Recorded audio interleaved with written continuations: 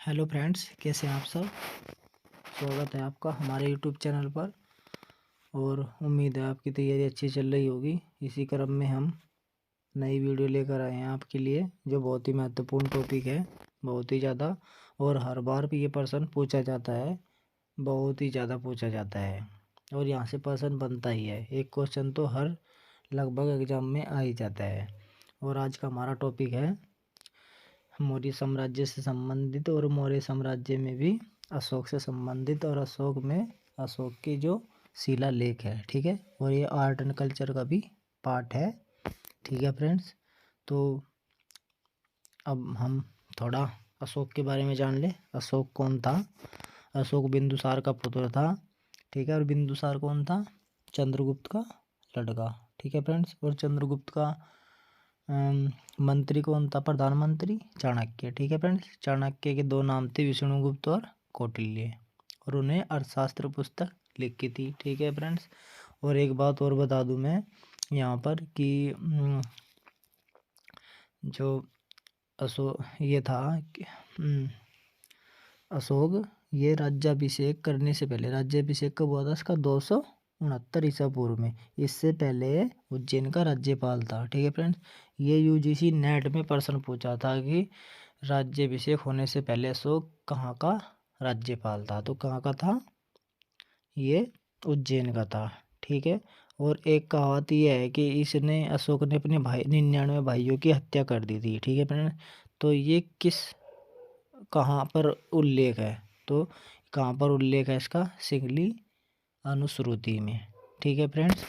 Singly Anushruti में इसका उल्लेख है कि इसने अपने 99 भाइयों की हत्या कर दी थी।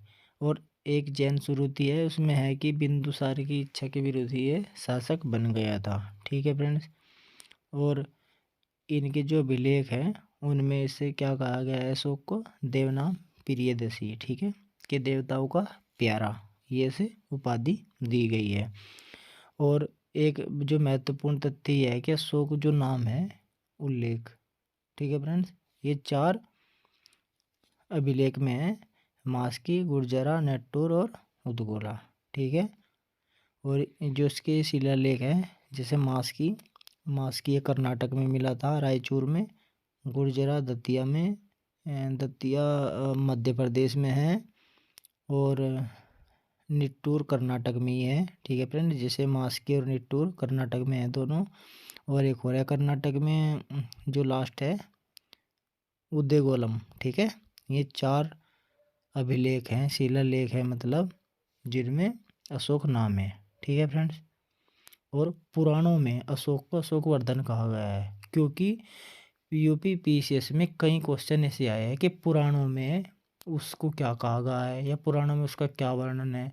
जैसे पिछली बारी चंद्रगुप्त मौर्य वंश का वर्णन पुराण में है, और गुप्त काल का भी है, ठीक है फ्रेंड्स। तो कौन से पुराण में, ये पूछ लिया था पिछली बार पर्सन, ठीक है। और दीपवंश है एक, उसमें करमौली कहा गया है, किसे, अशोक को, ठीक है फ्रेंड्स, करमौली, ठीक है। और पुराणों में क्या कहा है, अशोकवर्धन, ठीक है। तो चलिए एक फैक्ट और देख लेते हैं कि जो अशोक ने इसकी शुरुआत की थी भारत में ही, क्योंकि भारत में शिलालेख का प्रचलन जो किया सर्वप्रथम अशोक ने किया, शुरुआत की, ठीक है फ्रेंड्स।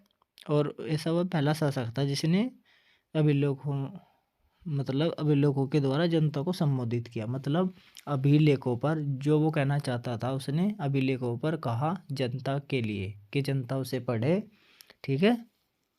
और ये जो अभिलेख है ये इसके 3 वर्गों में बटे हैं, जैसे शिलालेख हो गया, स्तंभ लेख हो गया, और गुहा लेख हो गया, ठीक है फ्रेंड्स। जैसे शिलालेख है, शिलालेख इसके 2 वर्गों में बटे हैं, एक वृहद शिलालेख और एक लघु शिलालेख, ठीक है फ्रेंड्स। वृहद बड़े और लघु पता ही है आपको, लघु मैंने छोटा, ठीक है। और स्तंभ लेख में भी दीर्घ स्तंभ लेख और लघु स्तंभ लेख। और जो गुहा लेख होते हैं वे गुफाओं में उत्कीर्ण होते हैं, मतलब गुफाओं में उन पर छपा होता है, अंकित होता है, ठीक है फ्रेंड्स। तो ये इतनी जानकारी थी। अब हम जिनका अध्ययन करेंगे। ठीक है फ्रेंड्स, वे अशोक के वृहद शिलालेख हैं और उनकी संख्या कितनी है? 14। ठीक है फ्रेंड्स, और ये जो 14 हैं ये कहाँ से मिले हैं? ये 14 मिले हैं 8 जगह से। ठीक है, 8 जगह से। ये भी आप ध्यान रखना है, पूछ सकते हैं कितनी जगह से? 8 जगह से। ठीक है फ्रेंड्स, और है कितने? 14। ठीक है फ्रेंड्स, तो चलिए अब हम इनके बारे में देख लेते हैं। और एक युद्ध लड़ा उन्होंने कलिंग का, वो हम उसमें डिस्कस कर लेंगे क्योंकि उसका उल्लेख 13वें शिलालेख में है। तो चलिए फ्रेंड्स, हम अपनी वीडियो स्टार्ट करते हैं। और चलिए, पहला शिलालेख। पहले शिलालेख से पता चलता है कि पारंपरिक अवसरों पर पशु बलि पर रोक लगाई गई थी। ठीक है फ्रेंड्स, तो इसने क्या किया था? जो पहला शिलालेख था, अशोक ने अपना स्टेटमेंट जो दिया, मतलब पहला शिलालेख जो लिखवाया, इसने कहा कि सभी मनुष्य मेरी संतान की तरह हैं। ठीक है, मतलब सभी मनुष्य मेरी संतान है।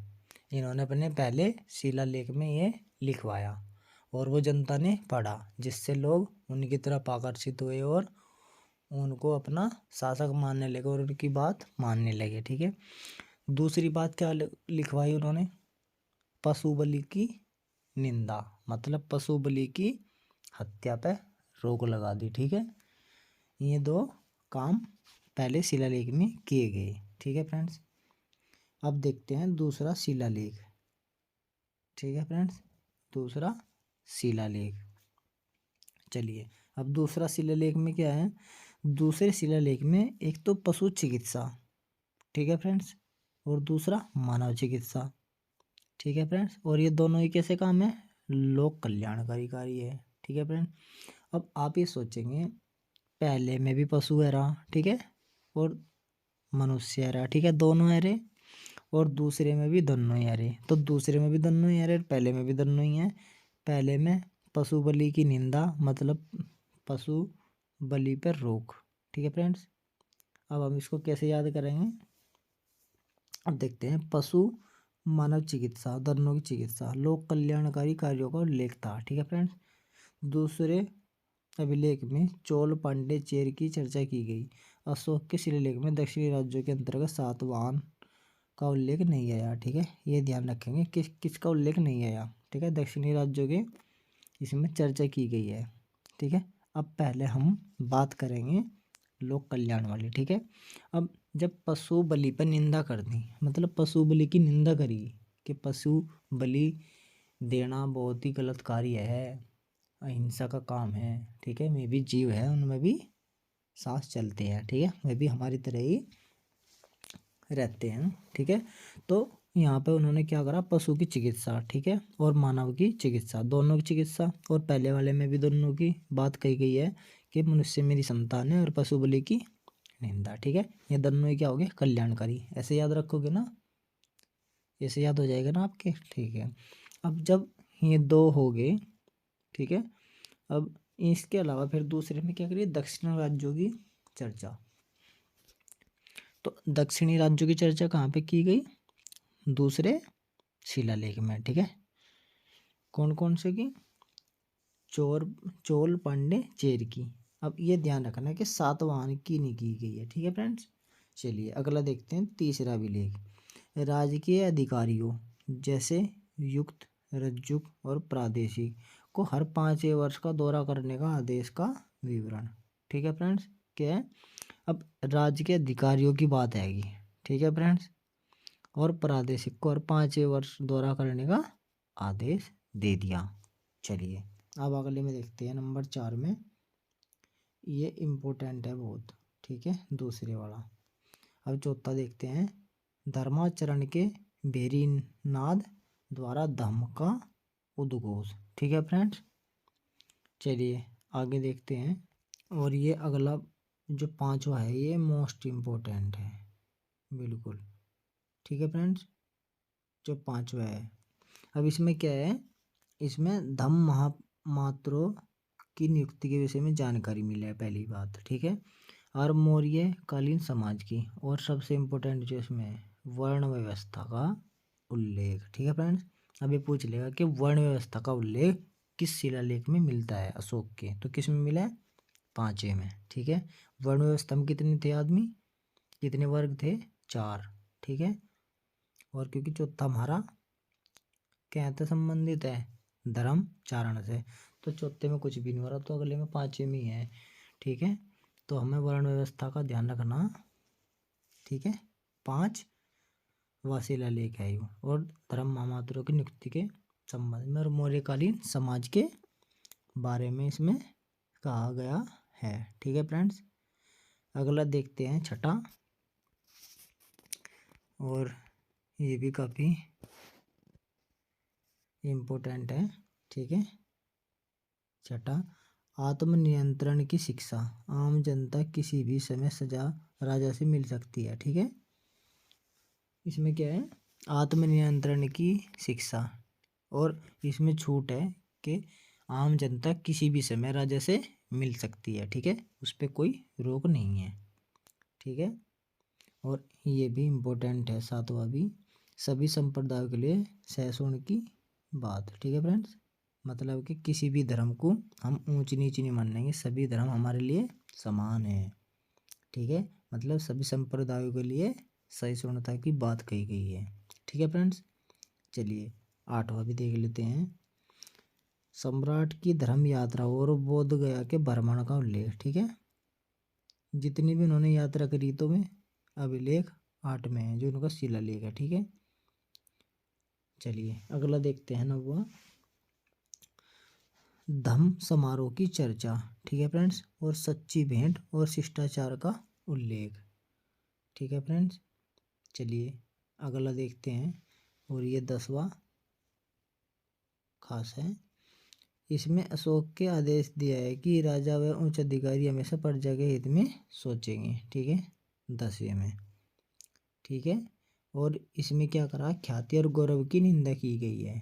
ठीक है, ख्याति और गौरव की निंदा की गई है, मतलब ख्याति मतलब कि जो अपना वो कर रहा, अपने को ज़्यादा मान रहा, घमंड कर रहा, ज़्यादा अपनी अब मैं इतना बड़ा महान आदमी हूँ, ये हूँ, और गौरव है, गौरव की निंदा की गई है, गौरव के कोई अपने आप को श्रेष्ठ समझ रहा। ठीक है, अपने आप पे ज़्यादा वो कर रहा, तो उसकी निंदा की गई है। ठीक है, अच्छा एक बात और की गई है इसमें, इसमें क्या है कि जो धम्म नीति की श्रेष्ठता है उस पर बल दिया गया है। ठीक है, धम्म नीति मतलब धम्म माने पाली भाषा में धम्म का मतलब धर्म की नीति पे बल दिया गया है। ठीक है फ्रेंड्स, और इसके बाद जब इस पर बल दे दिया तो अगले में क्या करा होगा इसने, धम्म नीति की व्याख्या की होगी, सीधी सी बात है।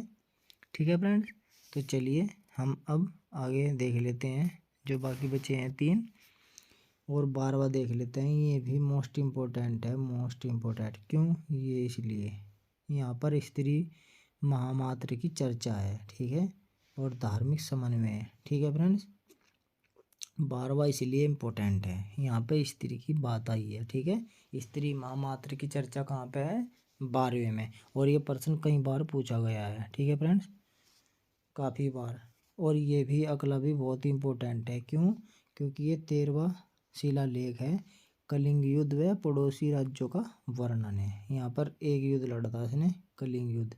ठीक है, और ये 13वां कहाँ है, 13वां एक कलसी, कालसी है इसका नाम, कालसी।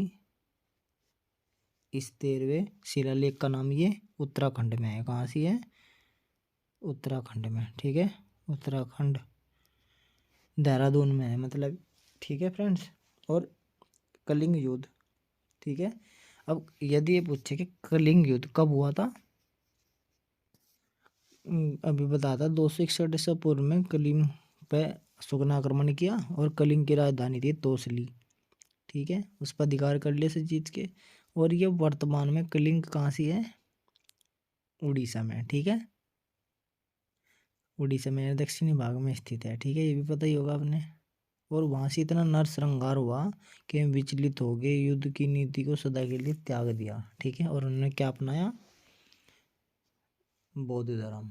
ठीक है, ठीक है, और इसमें पड़ोसी राज्यों का भी वर्णन किया है। ठीक है फ्रेंड्स, पड़ोसी राज्यों का भी क्या किया इसने वर्णन। और जब मैं इतने ज़्यादा परेशान हो गए थे, ठीक है, और इसमें स्वीकार भी इसमें करा के मैं बौद्ध धर्म अपना रहा, ठीक है, इस वाले में। तो इन्होंने क्या काम करा फिर 14 में, जो इनका 14वां वृहत शिलालेख पढ़ रहे ना हम, वृहत जो बड़े शिलालेख है कितने 14 हैं, तो ये अंतिम है। इसमें क्या करा फिर जब वो बहुत ज़्यादा हो गया तो उसने अशोक ने जनता को धार्मिक जीवन बिताने के लिए प्रेरित किया, जैसे स्वयं हो गया, जैसे अपने आप हो गया, ठीक है फ्रेंड्स। इसी तरीके से उसने भी अपने आप जैसे बिता रहा है ऐसे ही लोगों को कहा कि आप भी धार्मिक जीवन व्यतीत कीजिए, ठीक है फ्रेंड्स। और आप जानते हैं उसने बौद्ध धर्म के प्रचार के लिए कैसे किया, अपनी लड़के और लड़के को भी श्रीलंका भी भेजा, ठीक है। तो दोस्तों ये था बहुत ही महत्वपूर्ण इम्पोर्टेंट टॉपिक था ये, और आप ज़रूर बताइए आपको ये कैसा लगा। और हम दूसरा टॉपिक इसका जो शेष है वो लेकर आएंगे पार्ट 2, मतलब जितने भी इसके शिलालेख थे कहाँ कहाँ पर मिले, ठीक है, कहाँ प्राप्त हुए स्थल, ठीक है, क्योंकि ये प्रश्न भी बनता है। जैसे अभी हमने बताया ये कहाँ मिला, ये कलसी में मिला, कालसी, और ये कालसी उत्तराखंड की राजधानी, उत्तराखंड की राजधानी देहरादून है, वहाँ पर मिला है 13वां शिलालेख, ठीक है फ्रेंड्स। इसी तरीके से हम जो बाकी हैं मैं भी अगली वीडियो में लेकर आएंगे। तब तक आप अपनी तैयारी करते रहें और स्वस्थ रहें, अपना ध्यान रखें। तो चलिए दोस्तों, आज बस इतना ही, धन्यवाद।